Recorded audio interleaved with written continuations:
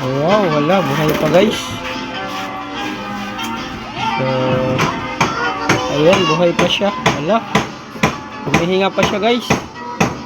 Ayan. So, napaka-fresh yung isda namin sa summer. So, buhay na buhay siya guys. So, humihinga pa. Wow, napakasarap nito sa sabaw. Yan, ayan, sige, ibalhin na. Ayan, inilipat na ni Mrs. guys. Wow. So, bagong huli to guys, oh. Ganito kaganda yung ano dito. Wow, masarap naman yan.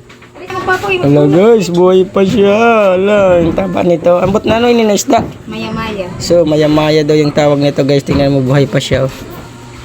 Hala, hoy, maya-maya, oh. Ayan, ayan guys, oh. Ayaw, ngaw, ngaw. Pa, kuha nila. Maya, hoy.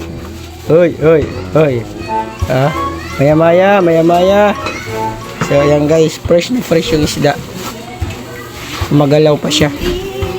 Pa, oh, hanap pa. So, ito yung ano, isdang tawag nito ngayon. Kuan. Bisugo. What? Sa Tagalog? Lagaw dito, ayo, bisugo daw yung ano sa Tagalog. So, napaka-fresh nito guys. Ayan guys, gumagalaw pa yung isda guys. Yaw, yaw, yaw. Yaw, yaw, yaw, yaw. So, ganyan ka-fresh yung isda dito sa amin guys. Bagong huli kasi. So, anuhan na siya. Bye. Ayan. Kinuha na siya ni ano ni Mrs. Ayan, pinaanuhan na.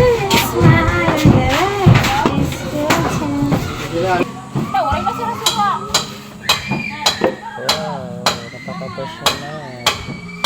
Ayan. Napaka-fresh na guys. Humihinga pa rin. Ah. Right away. Humihinga pa siya guys.